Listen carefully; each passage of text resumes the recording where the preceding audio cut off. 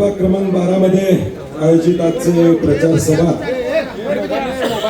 या प्रचार सभेला उपस्थित कोल्हापूरची अस्मिता श्रीमान छत्रपती शाहू महाराजजी, या कार्यक्रमासाठी उपस्थित असणारे यासिनभाई भगवान, जमीन सुभेदार, तौफीक गुलामी, नजीर महार, शाहीद शेख, अख्तर इनामदार, रहीम भगवान, राजू मलिक, आदम भगवान, मुश्ताक मलबारी, सलमान मौनी, मौलवी झाकीर कुर्ने, उमेदवार आमच्या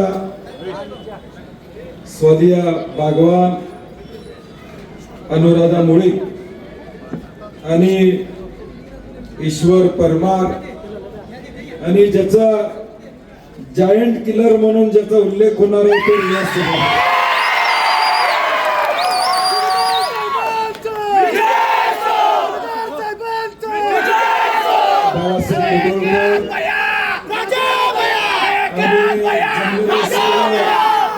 या भागातील नागरिक बंधू भगिनी आणि तरुण मित्र, ते चुकून झालं महाराज, आम्हीच जॉईंट केलं त्याला, आता मीच खाली आणणार.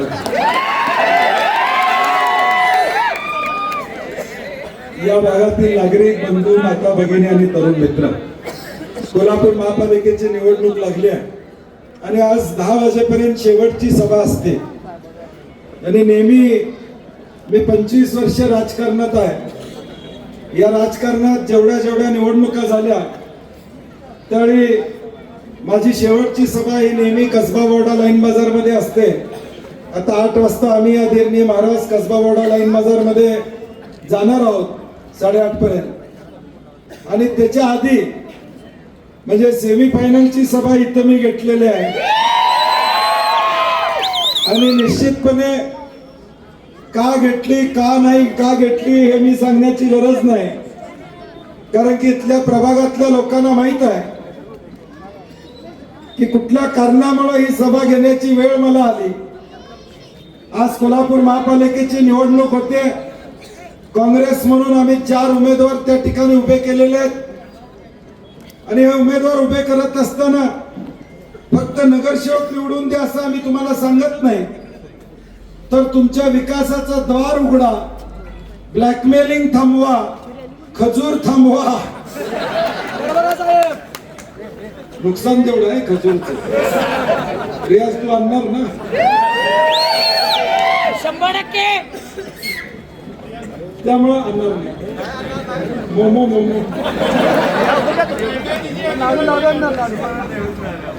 त्यामुळं तुमच्या विकासाचं द्वार उघडायसाठी, तुमच्या गोरगरीब लोकांच्या अडचणी सोडवायसाठी आणि सामान्य माणसाला आधार देण्यासाठी हे आमचे नगरसेवक उद्याच्या भविष्य काळात काम करणार आहेत. 4 जणांची प्रॉपर्टी आता ऍफिडेव्हिट मध्ये वेबसाईटवर पडलेली आहे. 5 वर्षानं कुणाचे 2-3 हॉटेल होणार नाही तेवढा शब्द मी तुम्हाला म्हटलेला. कारण की गरिबाचे अश्रू पुसणारी ही माणसं असणार आहे. सामान्य माणसाचं अडचणीच्या काळात मदत करणारी माणसं असणार आहे. आणि या काँग्रेसच्या माध्यमातून ही निवडणूक लढवत असताना आम्ही एक जाहीरनामा काढलेला आहे. या कोल्हापूर शहरामध्ये काँग्रेसची महापालिकेमध्ये सत्ता आली तर आम्ही नेमकं काय करणार आहोत हे आपल्याला या निमित्तानं मला सांगायचं आहे. आदरणीय श्रीमान छत्रपती शाहू महाराजांच्या नेतृत्वाखाली या कोल्हापूर महापालिकेमध्ये सत्ता आल्यानंतर महिला हा आमच्या दृष्टीने अत्यंत महत्वाचा विषय असणार आहे. या सगळ्या महापालिका क्षेत्रामध्ये 2,60,000 महिलांची लोकसंख्या आहे. ती या ठिकाणी त्यांना प्रायोरिटी देणं, त्यांच्यासाठी योजना करणं हे आमच्या दृष्टीने प्राधान्यक्रम असणार आहे. आणि म्हणून आम्ही आमच्या जाहीरनाम्यामध्ये तुम्हा माता भगिनींसाठी शब्द दिलेला आहे की आज KMT मध्ये या शहरामध्ये तुम्ही कुठेही किती वेळा फिरला तरी तुम्हाला मोफत प्रवासाची सुविधा आम्ही त्या ठिकाणी देणार आहे. 100% मोफत. तुम्हाला KMT मध्ये तिकीट काढावं लागणार नाही. या पद्धतीचं नियोजन आम्ही करतो. जे विद्यार्थिनी कॉलेजला जातात महाराज, त्यांना 50% आज सवलतीच्या दरामध्ये तिकीट आहे, ते सुद्धा 100% मोफत करण्याचं नियोजन आमचं त्या ठिकाणी असतं. म्हणजे हे दोन घटक आमच्या बहिणी, माता भगिनी आणि आमच्या विद्यार्थिनी या दोन्ही घटकांना KMT मध्ये प्रवास करताना आता तिकीट लागणार नाही, या पद्धतीचं आमचं नियोजन त्या ठिकाणी असणार. हे सगळं आम्ही करत असताना या कोल्हापूर शहरामध्ये खड्डेमुक्त रस्ते करणं, शांतता प्रस्थापित या ठिकाणी करणं, वातावरण कुठेही कोल्हापूरमध्ये बिघडणार नाही याचा प्रयत्न या ठिकाणी करणं, या सगळ्या गोष्टी उद्याच्या भविष्यकाळात आम्ही त्या ठिकाणी करणार आहोत.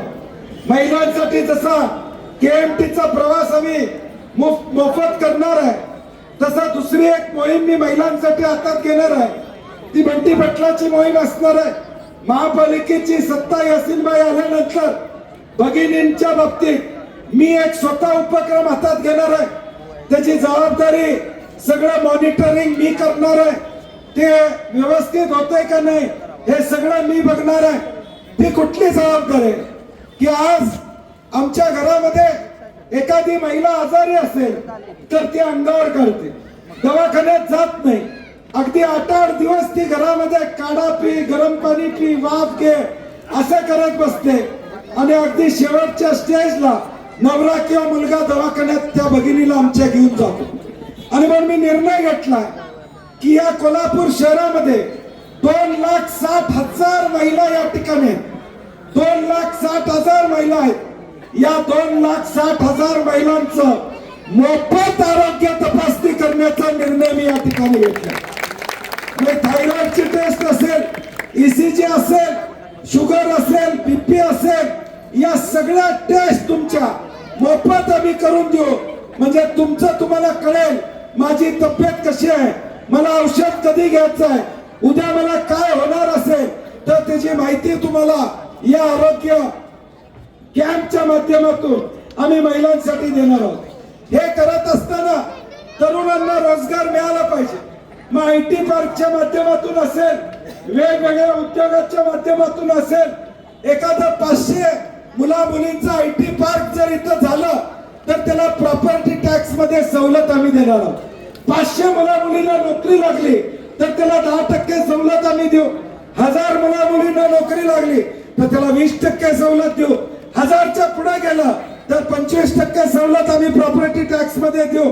का देऊ?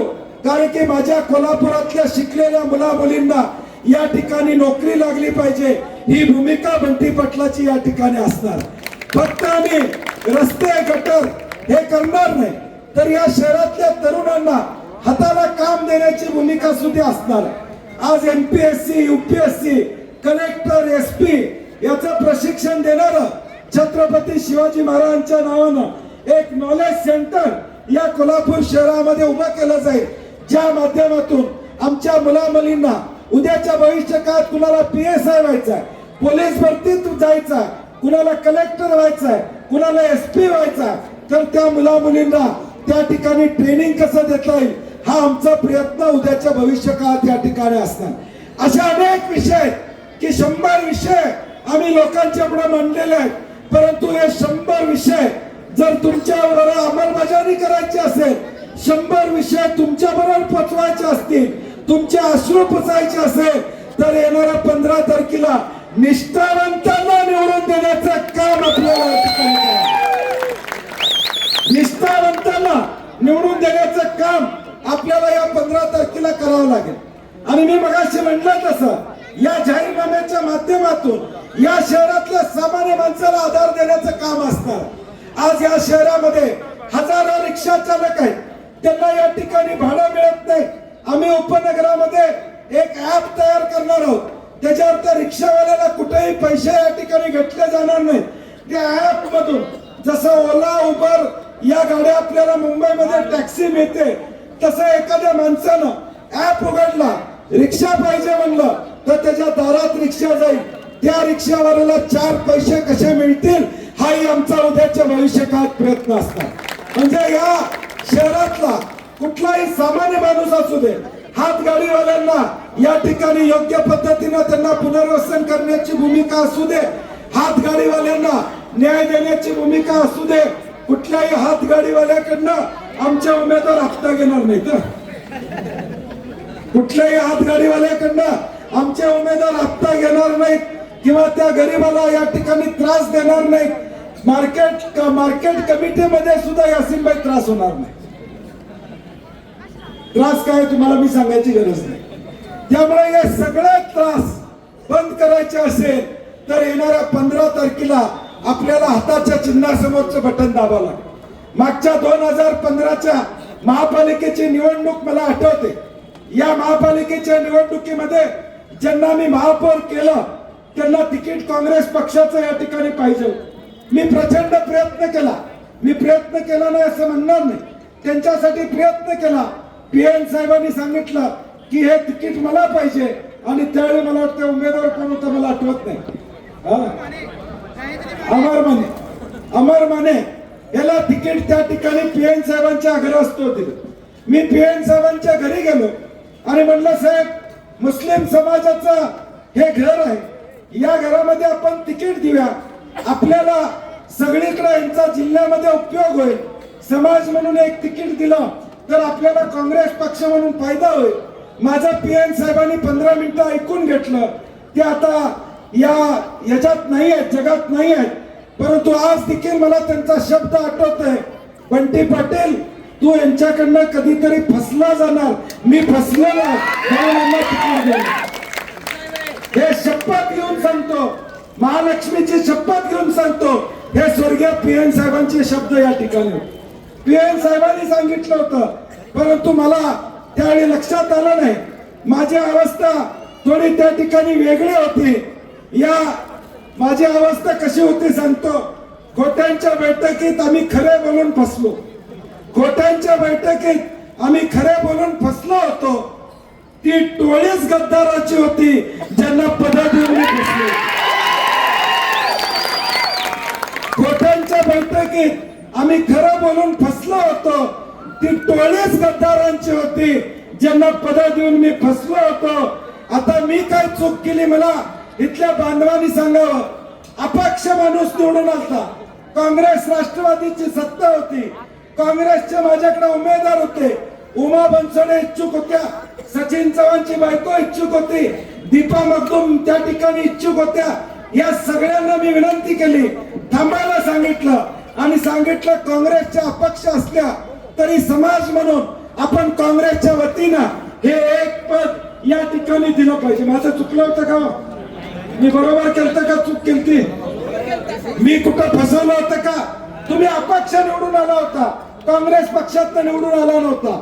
एक अपक्ष निवडून आला होता, परंतु काँग्रेस, राष्ट्रवादी आणि शिवसेना मिळून आम्ही त्या अपक्षाला महापौर पदावर या ठिकाणी बसू. आता ते सांगतात की बंटी पाटलाने हे केलं नाही, बंटी पाटलाने इथं मदत केली नाही. मग पदावर बसताना तुम्ही काय केलं? वर्षभर पदावर तुम्ही बसला, फक्त बंटी पाटलाकडनं टेंडर घ्यायसाठी बसला होता का पदावर? माझी त्यांना विनंती आहे, मी एका लेवलचा नेता आहे, तुमच्या लेवलला मी येऊ शकत नाही. तुमच्या लेवलला अनेक लोक येत आहेत, बॅटिंग करायला भरपूर आहेत. माझ्यावर बोलायचं धाडस या ठिकाणी करू नका, कारण की माझ्याकडे सगळा पंचनामा तयार आहे. कुठली कामं तुम्ही घेतली, काय केलं, हे सगळं तयार आहे. मी बोलून माझा वेळ घालवणार नाही, माझ्या तोंडाची वाफ घालवणार नाही. परंतु ज्या गद्दारांनी या ठिकाणी मला सोडलं नाही, ज्या गद्दारांनी या ठिकाणी मला फसवलं, त्या गद्दारांना जागा दाखवायची वेळ आता येणाऱ्या 15 तारखेला या ठिकाणी आलेलं आहे. हे आपण या ठिकाणी लक्षात ठेवा. आणि म्हणून माझी आपल्याला विनंती आहे की आता 15 तारखेला आमचे 4 उमेदवार या ठिकाणी आहेत. हे पॅम्पलेट पोचले का तुमच्याकडे? वहिनी पॅम्पलेट पोचले का? हे पॅम्पलेट पोचलं ना? हे जी मागची बाजू महत्वाची आहे. पुढच्या आमचा फोटो नाही बघितलं तरी चालते. ही मागची बाजू का महत्वाची आहे? कारण की तुम्हाला 2 EVM मशीन असणार आहेत, 4 बटन दाबायचे आहेत. पांढऱ्या कलरच्या त्या ठिकाणी नाव असणार आहे. सगळ्यात विराट कोहली या मॅचचा असणार आहे, सुभेदार रियाज अहमद. दुसरं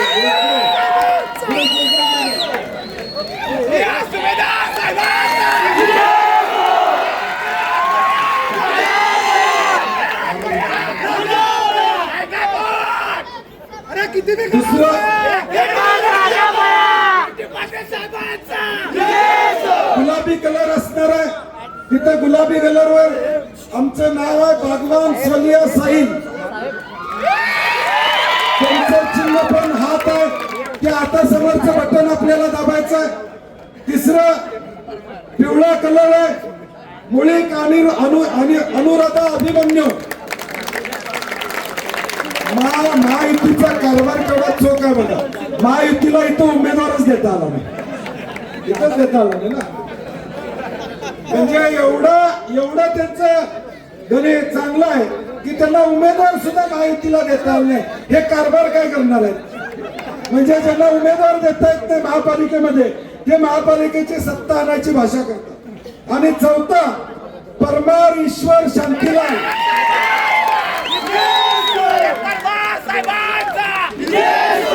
हे निळ्या कलरवर त्यांचं पण चिन्ह हात आहे. आणि म्हणून माझी आपल्याला विनंती आहे की आता आपण सगळ्यांनी या चारही हातासमोरचं बटन दाबून आता आपण सहकार्य करावं ही विनंती करतो. आता भाषण संपवणार होतो, तुम्ही कुणी तो शेअर पाठवला.